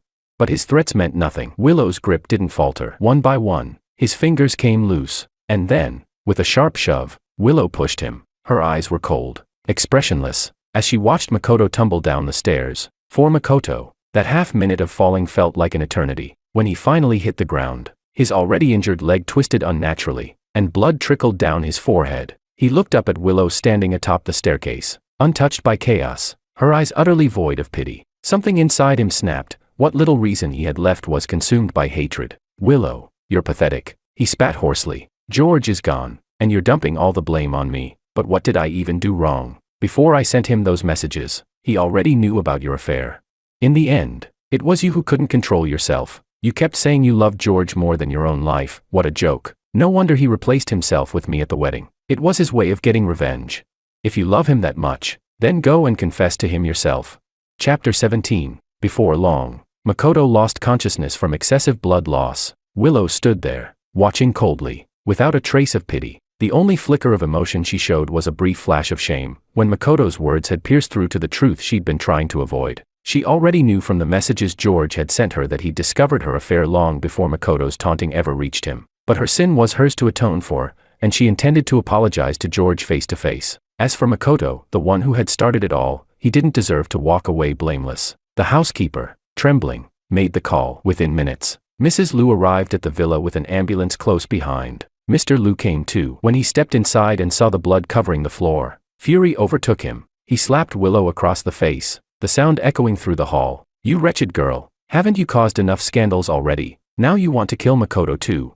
Half of Willow's face swelled instantly, but she didn't regret what she'd done, not in the slightest. "He had no right to take George's place," she said coldly. "This is the punishment he deserves for his greed." All she had ever wanted was to bear George's child, no one else's. So she would rid herself of Makoto's baby, as a form of repentance. Seeing her stubborn, delusional expression, both Mr. and Mrs. Liu were so enraged that they nearly fainted. In the end, Mrs. Liu forcibly took Willow with her to the hospital. Before leaving, she sternly warned the housekeeper who had witnessed everything, ordering her to tell no one what she had seen. But the villa district was full of prominent figures from City J, and there was no guarantee that the incident had gone unnoticed. Worse still, the most troublesome part of the night, Makoto, had yet to be dealt with. Any mistake, any leak, could bring a catastrophic blow to the Liu family, which was already walking on thin ice. When Makoto regained consciousness, he broke down, shouting that he would call the police. It took Mrs. Liu a long time to calm him down. Willow, impatient and indifferent,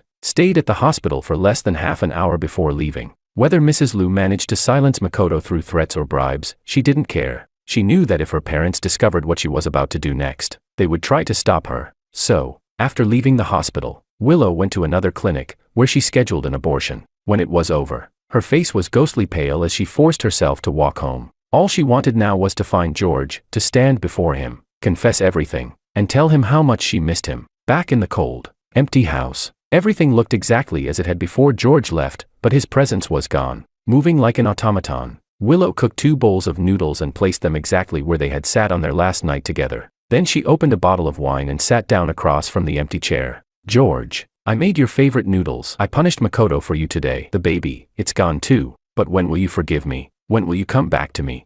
Willow's voice trembled, but she kept drinking, bottle after bottle, as though she could drown the pain. She didn't care how much it hurt her body, she just wanted to be numb. Pulling out her shattered phone, she opened her chat with George and scrolled through their old messages, one after another, reliving each word they'd shared. If only nothing had changed. But as she stared at the screen, George's final messages surfaced in her mind again. The photos he'd sent, the ones of her and Makoto, stabbed at her heart all over. How devastated must George have been when he saw them?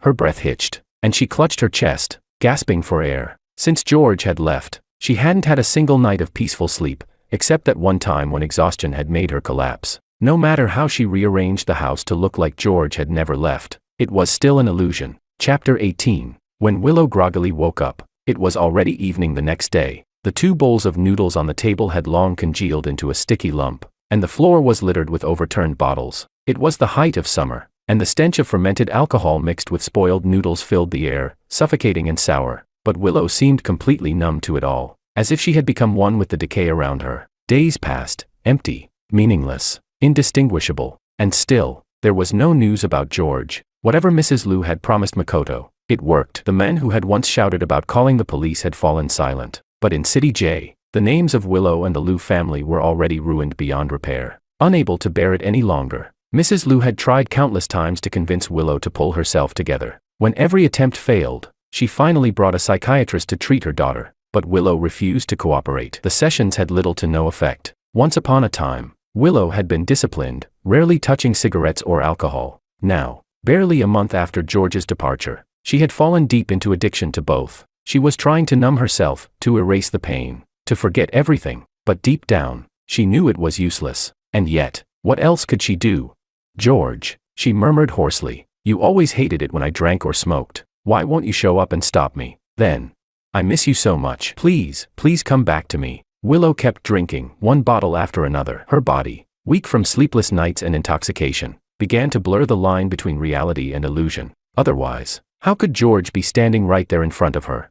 He walked closer, step by step, until he stopped just a few feet away. Willow, he said with a frown, his voice gentle but reproachful. Why did you drink so much again? If you keep this up, I won't talk to you anymore. The expression on Willow's face changed instantly. The lifeless emptiness in her eyes suddenly lit up, bright and trembling with disbelief. She reached out and pulled the George in front of her into her arms, clutching him tightly. Tears streamed down her face, soaking into the shirt on his chest. She was terrified of holding too tight, afraid she might hurt him, but even more afraid that if she loosened her grip, he'd vanish, just like in all her dreams. So she wrapped her arms around him, refusing to let go, as though he were the most precious thing she'd ever regained. George, it's really you, isn't it? She whispered between sobs. I've been looking for you everywhere. You finally came back to me. The George in her arms stroked her back gently, his tone coaxing, patient. You're exhausted. Come on, rest for a bit. Okay, I'm not going anywhere. Willow obediently stood up,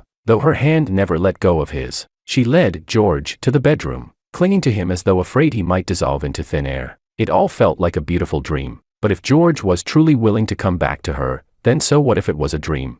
She would rather never wake up. Lying in bed, she held George tightly, unwilling to loosen her arms for even a second. The men shifted uncomfortably in her embrace, but Willow, lost in the haze of alcohol and longing, began to run her hands over him, unable to stop herself. Just as things were about to go too far, a sudden flicker of clarity cut through her drunken haze, and that's when she saw him clearly. The man pressed against her wasn't George. A violent pain surged through her head. She shoved him away and slapped him hard across the face. Who are you? She screamed. Where's George? What did you do to him? He was just here. He was right here. Fueled by alcohol and madness, she didn't realize how much force she had used. The man's face twisted in anger. With a shout, he shoved Willow back, fury blazing in his eyes. Chapter 19. The man wasn't George at all. He was George's half-brother, Domingo. Mrs. Lu had long grown desperate watching Willow waste away, living every day like a ghost, hollow and lifeless ever since George's disappearance. Nothing she tried worked: therapy, persuasion, medication, not even pleading. Then one day, she suddenly remembered something. George had a younger half-brother, 3 years his junior. Back then, after George's mother passed away, Mr. Wang remarried, but his affair had begun long before that, resulting in an illegitimate son, Domingo. When Mrs. Lu saw Domingo's photo, his resemblance to George, 5 parts out of 10, gave her an idea. She made a deal with the Wang family. In exchange for certain benefits, Domingo would get close to Willow, to heal her emotional wounds. But things had gone terribly wrong. Now Domingo stood there,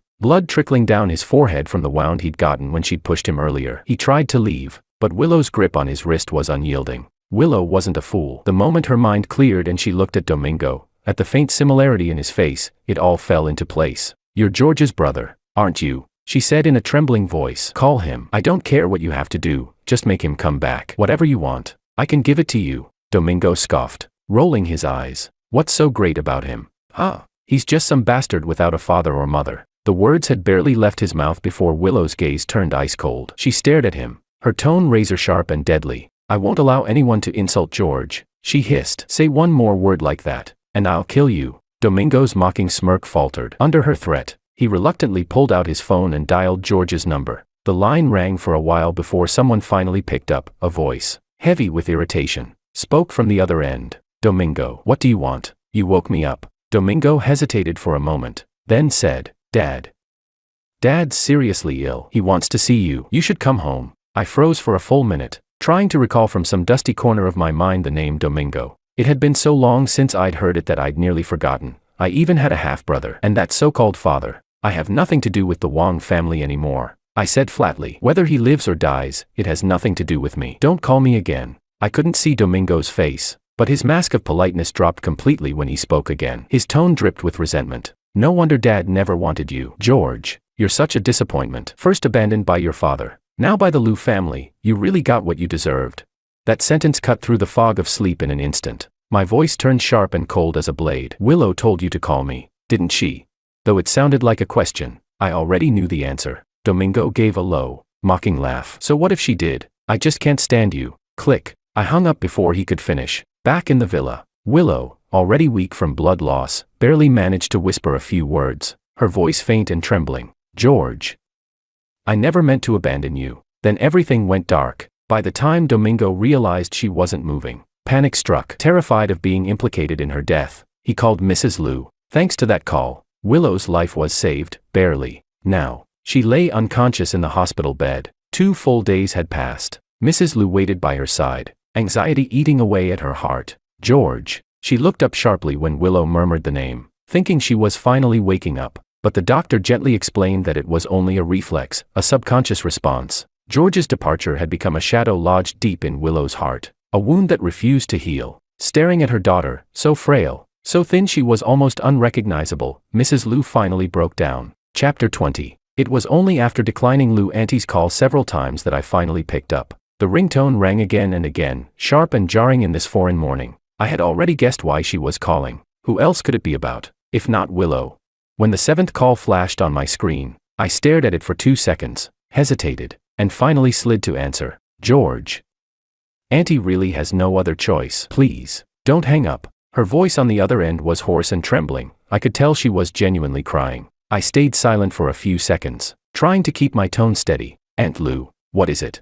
I no longer wanted to call her Auntie. That word was too intimate. It would only remind me how kind she once was to me, and how she had personally pushed me into hell. She didn't hesitate to bring up Willow. "Willow has been looking for you these days. I know she did wrong, but she truly regrets it. George, can't you give her another chance? Just see her once, even if only once." I looked at the streets of Paris in the early morning. The wind brushed against my fingertips, icy cold. It had been almost 3 months since I left J City. In these 3 months, I had moved from place to place, and finally stayed here. David had brought me news from time to time. Willow hadn't stopped looking for me. Her search had become louder and louder, to the point where I didn't even dare update my social media, afraid she might find me. But deep down, I knew this couldn't go on. This tangled mess between us, it needed an ending. So I said, "I'll return to J City in a week. I'll contact you then." Before she could reply, I hung up. That small concession was enough to drive Willow mad. I could already picture her excitement when she heard the news. Could imagine her thinking I had forgiven her. But what she didn't know was that my return wasn't to give her another chance. It was to give myself one final farewell. An ending. A complete, irreversible ending. Chapter 21. Lou's mother called and said Willow had woken up, that the first thing she said was that she wanted to see me. I stayed silent for a moment, but in the end, I agreed to return to J City. She gave me the meeting place, a greenhouse on the outskirts of town. The moment I heard the address, I knew it was arranged by Willow, but I didn't say anything. I hung up, packed my things, and set off on time. The moment I stepped into the greenhouse, I froze. It was midsummer, yet all around me were blooming pear blossoms. A thick layer of petals covered the ground, and the air was filled with a faint, sweet fragrance. Every step revealed a new, delicate scene, like I had wandered into a fairy tale. Of course, I knew exactly why she had arranged all this. She couldn't forget the spring when we first got together, when the pear trees were in full bloom. She was trying to use that memory to stir up the feelings I once had for her. But I was no longer that George. I didn't let my gaze linger on any of the decorations. Instead, I looked straight ahead, at Willow. She walked toward me, her thin frame barely holding up the suit she wore. For a moment, I was taken aback. 3 months apart, and she truly had changed. Gaunt, pale, her eyes red and swollen, she looked like her soul had been drained away, leaving only a hollow shell. But in my heart, not even the faintest trace of pity stirred. She called out, "George." I stopped walking, keeping a 3-meter distance between us, unwilling to come any closer. "Just say what you came to say," I told her, my tone calm and detached. "But I hope after today, you'll stop disturbing my life." Her eyes flashed with pain, as if my words had slapped her awake, but I didn't soften. She took a shaky breath, lifted her head, and forced a smile. "George, I think about you every single moment. I know you hate me for betraying you, but I've really changed. You hated Makoto. I've cut him off completely. The baby is gone too. I had the rings redesigned, and I planted pear trees again. I want to propose to you once more. George, can we start over?" Her eyes were filled with light, as though she had gathered every last bit of strength just to beg me. "I promise you, from now on, I will never betray you again. If I ever do, may I live out my life in loneliness." She sounded sincere, pitiful, even convincing, but all I felt was irony, a sharp, bitter irony. I looked straight at her and said, my voice steady and cold as stone, "Willow, if I hadn't suddenly disappeared, would you really have cut ties with Makoto on your own?" Chapter 22. Yes, to me, you're the most important person in my life. She said it almost without hesitation, words that, once upon a time, might have softened me, but now, they only made me laugh. A cold smile tugged at the corner of my lips, one so bitter that even I could feel the irony in it. Her eyes changed instantly, as though my laugh had cut straight through her heart. "You wouldn't." I looked up at her, cutting off her self-pity without mercy. "You couldn't let go of me, yet you were addicted to the thrill Makoto gave you. If you had truly been able to move on, how could you have ended up carrying his child, then turned around and lied to me, made me believe it was mine?" As soon as I said it, I saw her body tremble slightly, but I didn't stop. "You're only saying you'd let go now because you finally know I'll never come back. What you regret the most isn't what you did, it's that you didn't hide it better." I took a step closer, lowering my voice. "If you could start over, I'd bet anything you'd hide Makoto far, far away, so deep that I'd never find him in my lifetime. That way, you could have it all. You could keep lying, keep pretending." Her face went completely pale. I knew I had hit the part of her heart she least wanted to admit existed. Her lips trembled. For a long moment, she couldn't speak. Then she rasped out, "George, you can't condemn me for something that never happened." She kept shaking her head, denying, arguing, but I no longer had the patience to listen. "Maybe I guessed wrong," I said with a cold laugh, "but the fact remains, you betrayed me. That can't be erased. Willow, after everything you've done to disgust me, what makes you think I could still forgive you like before, as if nothing ever happened?" She could barely stand anymore, her face drained of all color. The ring in her hand slipped and fell with a small clink at my feet. I looked down at it but didn't pick it up. Her eyes burned with resentment. "Then why did you even come back? Aren't you afraid?" She didn't finish the sentence, but I knew what she meant. She was afraid I thought she might try to trap me here, and truth be told, she had that power. In this city, her word was law, and I probably shouldn't have come back at all, but in the end, I still did, because I finally understood. Without facing it, I would never truly be free. I looked at her, my voice cold as ice. "Willow, you of all people know what illegal imprisonment means. You don't want that charge on your record, do you? I came back only to put an end to this. Your obsession has already interfered with my life." With that, I turned around. I'd barely taken a few steps when she grabbed my wrist from behind. She didn't say a word, but I knew that look all too well. Pleading, sorrowful, and with a hint of defiance. She was begging me not to walk away completely, but I had no mercy left to give her. Before I could shake her hand off, "Darling, what took you so long?" Anna's voice came from the greenhouse door. I didn't even look to see how she approached, just felt her naturally slip her arm around mine. Willow froze. She stared blankly at me, then at Anna, at our hands clasped tightly together. Her voice trembled. "Who are you?" "Hello," Anna said with a poised smile. "I'm George's girlfriend." "Anna, if you ever get the chance, you're welcome to visit Paris." I said nothing, just walked out side by side with Anna. Behind me, there was no resistance, but after a few steps, I heard a dull thud, and then, the sound of someone coughing up blood. I didn't look back. I just closed my eyes for a moment. That was the choice she made for herself, and for the first time, I no longer had to bear the consequences for her. Chapter 23. Just as Anna and I were about to leave the greenhouse, Lou's mother suddenly appeared in front of us. She stood straight, blocking our path, her eyes scanning me with a complicated expression before turning to Anna. "George, are you leaving already? And this person, is she your friend?" I forced down the wave of emotion rising in my chest and replied evenly, "There's nothing left to say between Willow and me. Also, this is my girlfriend, Anna." Anna greeted her politely, her voice soft and respectful. "Hello, Aunt Lou." But Lou's mother didn't seem interested in returning the courtesy. Her gaze dropped to our interlocked hands, and her tone sharpened with reproach. "George, you and Willow have been apart for less than 3 months, and you're already—" She trailed off, but I knew exactly what she meant. "Can't you see how much she suffered for you? She went through an abortion because of you. She hurt her body. You came back to see her, so why can't you give her another chance?" With every word she spoke, the exhaustion inside me built up layer by layer. I understood her position, understood her pity for Willow, but the more she defended her, the clearer my mind became. "Aunt Lou," I said quietly, my tone low but edged with cold steel, "Willow's suffering has nothing to do with me. The child she carried wasn't mine. She could have chosen to keep it. Every bit of pain she's endured was brought on by her own actions." I paused, then continued.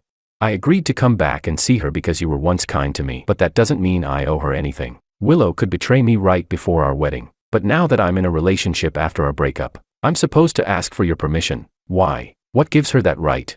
And one more thing," I said, meeting her dimmed gaze. "Aunt Lou, you knew about her affair before I did, yet you chose to help her hide it. I'm not here to judge your decisions, nor will I say whether you were right or wrong, but you have no right to ask for my forgiveness." Lou's mother's face went pale with anger. I hadn't meant to provoke her, but these words had been held inside me for far too long. Just then, I saw Willow appear at the doorway, her face as white as paper, weakly bracing herself against the wall. Lou's mother immediately turned and rushed to her, calling her name in panic. I didn't stop. I turned around, took Anna's hand, and walked away from that place that no longer belonged to me. This time, I truly left. From that moment on, there was nothing left between Willow and me. During our short stay in J City, I took Anna around. It was her first time here, and for me, this was once the city where I thought I'd spend the rest of my life. I took her to eat at the old beef noodle shop I'd loved as a kid, walked with her by the riverside, and met up with David. We promised that someday, when he felt ready, he'd come visit us in Paris.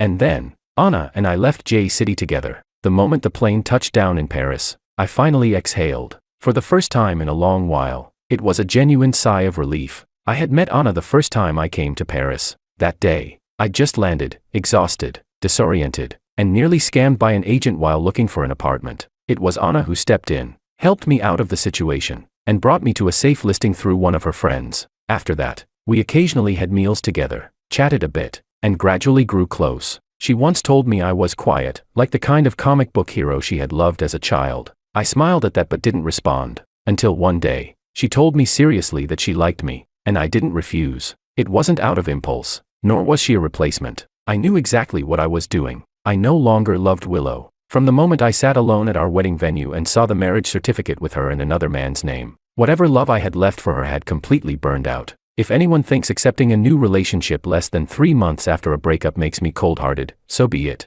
I won't explain myself. As Anna once said, running away only lets the pain haunt you over and over again. Only by facing it can you truly let it go. I wasn't running anymore, and I no longer believed in that phrase, "You're the only one for me." People change. Hearts change. I once believed in Willow's love. Now, I choose to believe in Anna's. If what I had with Willow was like a moth flying into the flame, then what I share with Anna is more like a gentle spring rain, quiet, warm, and unintrusive, yet sinking deep into the heart. And that is enough. Chapter 24. After returning from J City to Paris, my life finally regained its peace. No more calls from Willow. No more so-called friends, people who were really on her side, trying to persuade me to forgive her. My WeChat was no longer buried under endless unread messages, and even my dreams had become clearer, lighter than before. I woke up on time every day, went to work, ate meals with Anna, sometimes took walks, visited galleries. My days were simple and clean. That was the kind of life I'd always wanted. As for everything about Willow, I had already closed that door, and I would never look back, but I knew deep down that she wouldn't truly let go. According to what David later told me privately, Willow had been in terrible shape after I left. It was as if she'd lost her soul, numb, thin, and sunken into deep depression. She stopped attending public events and refused to deal with company affairs. She had turned herself into a lifeless shell of a person. Lou's mother, I heard, had become irritable and hysterical. That once elegant, graceful, self-controlled lady had transformed into someone unrecognizable, cursing the heavens, cursing George for being ungrateful, cursing Makoto as a shameless dog, and most of all, cursing Willow for being pathetic. And Lou's father, he, too, was pushed to the edge of collapse. One day, David sent me a short audio clip. It wasn't long, but I recognized the sound immediately, the slam of a hospital door, followed by Lou's father's furious voice. "Willow, look at yourself, what have you become?" Then came the sound of his hand striking her, a muffled slap. I wasn't surprised. Lou's father was a man obsessed with control, a stickler for family honor and discipline. Willow, in her current state, had clearly crossed his bottom line. "You think acting like this will make George come back? You're not even worthy of a second glance from him. Do you know how many people are laughing at our family?" His shouting echoed through the room, even through the recording. It sent a chill straight through me. "Look at your mother. Look what you've done to her. Have you forgotten what she used to be? She doesn't even put on makeup anymore. Doesn't even bother to brush her hair. Everyone in J City knows the Lou family is a disgrace now." I stopped the recording there. I couldn't bear to listen further. And truthfully, I didn't want to. I'm no saint. I don't have compassion to spare for those who once tore me apart. Whatever Willow was suffering now, it still wasn't even 1,000th of what I went through back then. I won't deny that when I first heard she'd gone gray overnight, that her father had slapped her, there was a heaviness in my chest, but that feeling came only from a basic, human sense of empathy, not softness, not pity, and certainly not love. What truly froze my heart was the simple truth. Everything that happened to her, she chose it. She made those choices, clear-headedly. She weighed her options and still decided to go on. She had chances to stop, but she didn't. The moment she betrayed me, she gambled, and lost everything. So no, she shouldn't hate me for being cold, and she shouldn't expect me to turn back. I am not the man in her story who waits forever. Later, I heard that Willow eventually accepted treatment. Once her health recovered a bit, she returned to work. Her business acumen, I'll admit, was formidable. If she hadn't been such a threat to others,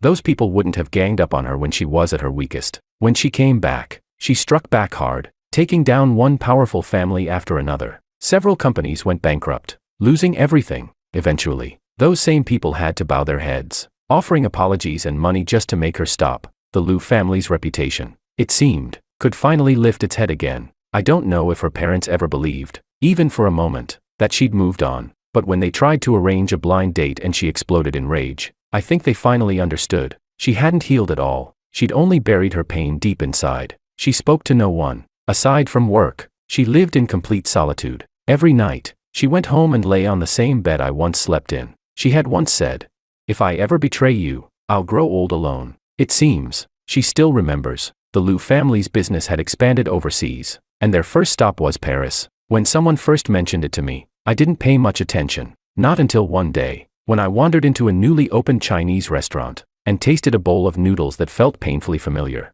That flavor was exactly the same, and in that instant, I knew it was her. I didn't go into the kitchen to look for her. I simply lowered my head, finished the bowl quietly, and left. Later, I figured she must have seen me. Because after that day, I never went back to that restaurant again, and she never came to find me, either. But I knew she was close by. I could feel it. She was there, somewhere within reach. Yet she never showed herself. A few times, when I passed through that street again, I'd occasionally catch a glimpse of her from afar, crouched beside the flower bed at the restaurant entrance. Her movements stiff as she pruned the branches of a pear tree. Yes, snow pear trees, the kind I liked best. She knew that my throat tended to get hoarse in autumn. So one year she had someone pick a few fruits and send them to my home. I returned them untouched. Later, my housekeeper came back and told me she had heard the news that I was getting married, and sometime after that, she appeared at my wedding. Not up close, but hidden among the crowd. I could feel her there. When I finished reciting my vows, I heard a faint, stifled sob from somewhere in the back. I didn't turn around. I didn't have to. I knew it was her. Time passed. One day, as I was pushing Anna, heavily pregnant now, on a walk, we passed by that restaurant again. She was still there, sitting quietly in the courtyard, her back turned to us, pale against the pear tree as she stared into nothing. She didn't greet me, and I didn't look back. I knew she couldn't have children anymore. I'd heard that she'd adopted a child back in China, a little boy said to look somewhat like me. They also said she often traveled between J City and Paris. That her health grew worse each year, but she was still alive. Still guarding that courtyard, those pear trees, and that little restaurant. Sometimes, I can't help but wonder, if she hadn't done what she did back then, Would we still be together now? But it's only a fleeting thought, because the woman she once was had already vanished on the night before our wedding, and the man I am now has long since reclaimed his own future. She no longer belongs to my world,